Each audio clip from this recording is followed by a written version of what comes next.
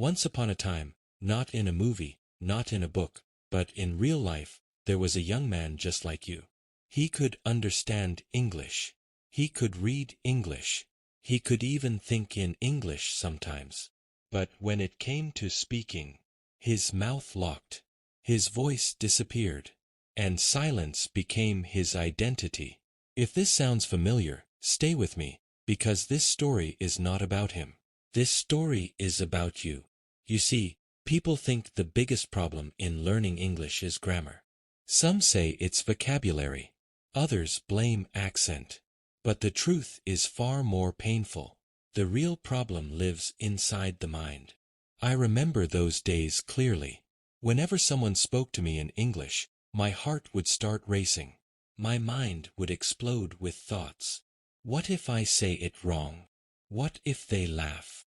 What if I embarrass myself? I knew the answer. I knew the sentence. But before my mouth could open, fear won. And that fear didn't come from English. It came from overthinking. That's how the storm started inside my head. All day long, my mind was never quiet. Thoughts came and went like wild waves. I should have spoken. I missed my chance. I'm not good enough. I'll speak next time. But next time never came. At night, I couldn't even sleep properly. Not because of hard work. Not because of stress. But because my mind was loud. I replayed conversations again and again in my head. I imagined what I could have said. What I should have said. And every replay made me feel smaller. Slowly, something dangerous happened. I stopped trying. Not because I didn't want to speak English, but because I was tired of losing to my own thoughts. I smiled on the outside, but inside, my confidence was dying quietly. And this is something no one talks about. English learners are not weak. They are wounded. Wounded by fear. Wounded by school systems that punished mistakes. Wounded by people who corrected them without kindness. Wounded by their own inner voice saying, "Stay silent. It's safer." But silence is not safe. Silence is slow destruction. One day, after yet another moment of staying quiet when I should have spoken, I realized something terrifying. I was becoming invisible. Not because I had nothing to say, but because I didn't believe I had the right to say it. That night, I asked myself a painful question. Do I really not know English? Or am I just afraid of my own voice? That question changed everything. Because for the first time, I stopped blaming English and started looking at my mind. I realized something shocking. When I spoke in my native language, my mind was calm. My words flowed naturally. I didn't think about grammar. I didn't translate. I didn't panic. But in English, my mind turned into a battlefield. Why? Because I wasn't trying to communicate. I was trying to be perfect. And perfection is the enemy of fluency. Let me tell you something important. Listen carefully. Fluent speakers are not fearless. They are fear-trained. They speak despite fear. But learners like us were trained to wait. Wait for the perfect sentence. Wait for the right word. Wait until confidence comes. And while we waited, life moved on. Opportunities passed. Moments disappeared. And silence became a habit. That's when I understood the real truth. English fluency is not a language problem. It is a psychological problem. Your mind is stuck in the past, remembering every mistake you made. And it's scared of the future, imagining every possible embarrassment. So your mind never stays in the present moment. And when the mind is not present, the mouth cannot speak. This is the same storm that destroyed my confidence. The same storm that makes you freeze today. But here's the turning point of the story. One day I heard something simple, almost stupid, but powerful. You don't need to calm your English. You need to calm your mind. That sentence hit me like lightning. Because for the first time, I understood. Fluency doesn't begin with grammar. Fluency begins with presence. When your mind is fully here, not in past mistakes, not in future fear, your voice naturally comes out. That's when I stopped chasing perfect English and started chasing real moments. Moments where I spoke even if it was broken. Moments where my hands shook but my mouth moved. Moments where fear was present, but silent. And slowly, very slowly, the storm inside my head began to calm. Not because English became easy, but because I stopped fighting myself. This is where my real journey began. Not in a classroom, not in a book, but inside my own mind. And if you're still watching this, it means you're standing at the same point, right before silence, or right before transformation. The storm inside my head didn't disappear overnight, but something had changed. For the first time, I was aware of it. Before this, fear controlled me silently. Now, I could see it. And when you can see the enemy, you can fight it. I began to notice a strange pattern. Every time I wanted to speak English, my brain did the same thing. It didn't ask, "What do you want to say?" It asked, "What if you say it wrong?" That single question was enough to freeze me. This is something no one teaches English learners. Your brain is not designed to help you speak fluently. It is designed to protect you, and protection often looks like fear. Your brain thinks embarrassment is danger, judgment is danger, laughter is danger, so the brain chooses silence. And slowly, silently, that silence becomes a prison. I lived in that prison for years. I avoided conversations. I avoided eye contact. I avoided situations where English might appear. Not because I hated English, but because English exposed my fear. Inside my head, I spoke perfect English. Outside, I said nothing. That gap between knowing and speaking destroyed my confidence. And here is the most painful truth I learned. Every time you stay silent, your brain learns that silence is the right choice. So the next time becomes harder, and the next time even harder. This is how learners get stuck for 5, 10, even 15 years. Not because they don't study, but because they train fear every day. One evening, something happened that I will never forget. A foreign client asked me a simple question in English. A very simple question. I knew the answer instantly, but my mind started racing. Translate first. Check grammar. Find the correct tense. Choose better words. And while I was preparing the perfect sentence in my head, the moment passed. He looked away. The conversation moved on. I smiled politely, but inside, something broke. That night, I didn't blame English. I blamed my thinking habit. That's when I realized something life-changing. Fluent speakers don't build sentences in their head. They release thoughts.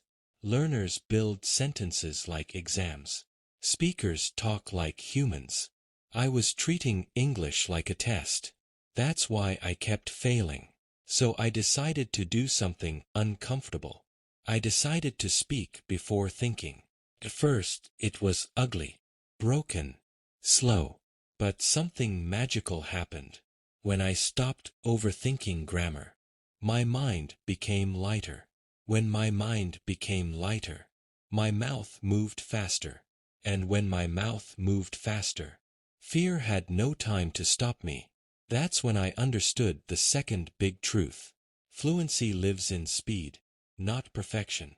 If your brain has too much time, it creates fear. If your mouth moves quickly, fear dies. This is why children learn languages so fast.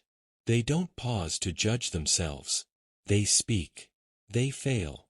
They repeat. And nobody laughs at them. So fear never becomes their teacher. But adults punish themselves mentally. Every mistake becomes proof. I'm bad at English. No, you're not bad at English. You're bad at being kind to yourself. I started observing fluent speakers carefully. They made mistakes. They corrected themselves mid-sentence. Sometimes they didn't correct at all. But one thing they never did. They never stopped. Flow mattered more than accuracy. So I changed my rule. Old rule. Speak only when it's perfect. New rule. Speak even when it's broken. That one rule changed everything. I stopped waiting for confidence. I spoke while nervous. I stopped waiting for the right word. I used the nearest one. I stopped translating. I used short phrases. And slowly, my brain started learning a new lesson. Speaking is safe. This is very important. Listen carefully. Confidence does not come before speaking. Confidence is born after speaking. Every time I survived a conversation, my confidence grew a little. Not because I was perfect, but because I didn't die. My brain learned. Nothing bad happened. And when the brain feels safe, fluency begins. But there was still one missing piece. Even though my fear was reducing, my mouth still felt heavy. Words came out slowly. My tongue felt tired. My pronunciation felt strange. That's when I discovered the third truth. My brain knew English, but my mouth was untrained. You see, speaking is physical, just like singing, just like boxing, just like dancing. You can understand every rule, but if your body hasn't practiced, it won't perform. So I stopped only learning English. I started training English. Out loud, daily, short sentences, repeated again and again. Not reading silently, not thinking quietly, speaking. At first it felt stupid, talking to myself, repeating sentences. But after a few weeks, something shocking happened. My mouth stopped freezing. Words came faster. Sentences felt natural. My voice felt stronger. I wasn't fluent yet, but I was free. Free from silence. Free from fear. And that freedom was addictive. This is the stage most learners never reach. Because it's uncomfortable. But this is where transformation starts. By this point, I was no longer the same person. I wasn't fluent yet, but I was no longer afraid. And that difference, that single shift, changed the direction of my life. Most learners think fluency comes from learning more. More grammar, more vocabulary, more rules. But what I discovered was this.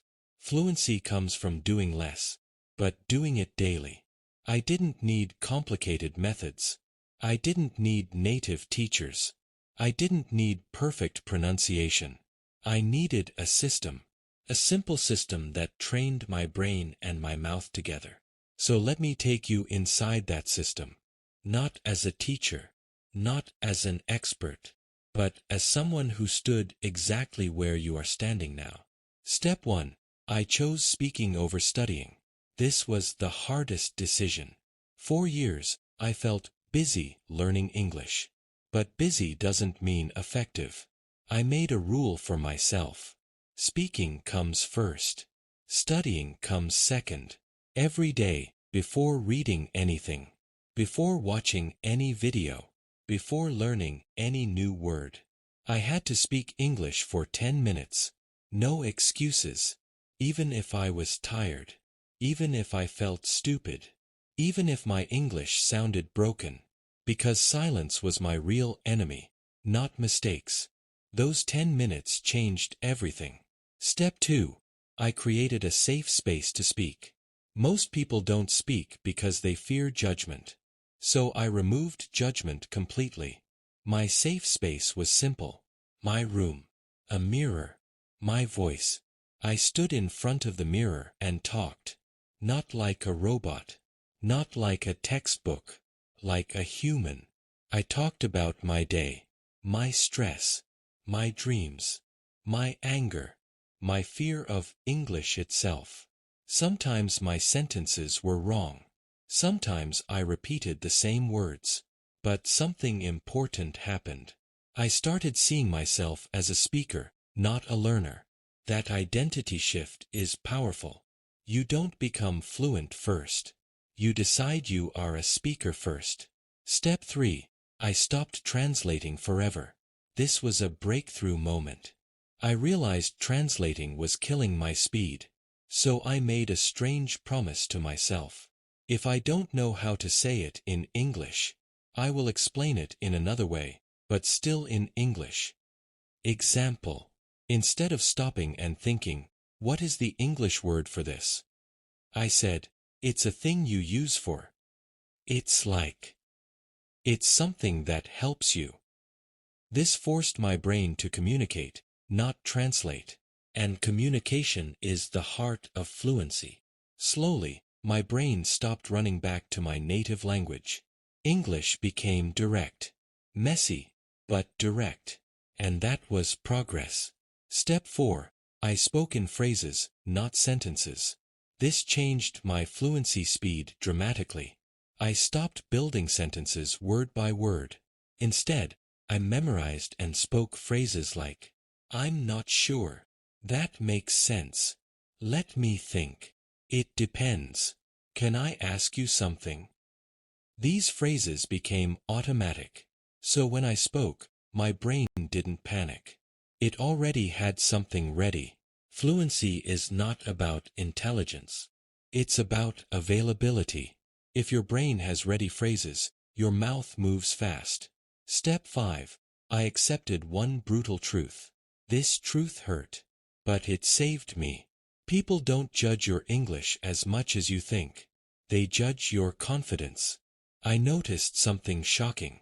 When I spoke broken English confidently, people listened. When I spoke correct English nervously, people lost interest. That's when I understood. Confidence carries language. Fear kills it. So I chose confidence, even with mistakes. Step 6. I made English a daily habit, not a goal. I stopped saying, one day I will speak English fluently, and started saying, today I will speak English, no matter how. Every day. Same time. Same rule. Some days were bad. Some days were amazing. But consistency beat motivation. After 30 days, something strange happened. I didn't need courage anymore. Speaking English became normal. And that's when fluency truly started. The final transformation. One day, someone spoke to me in English, and I replied, no panic, no delay, no fear. After the conversation ended, I realized something. I didn't think. I didn't translate. I just spoke. That moment felt unreal. Not because my English was perfect, but because I was free. Free from the mental prison. Free from silence. Free from self-doubt. If you're listening to this right now, I want you to understand something deeply. You are not late. You are not weak. You are not bad at English. You were just trained the wrong way. And the moment you change the system, your results will change. Don't wait for confidence. Speak to build it. Don't wait for perfection.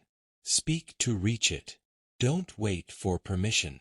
This is your voice.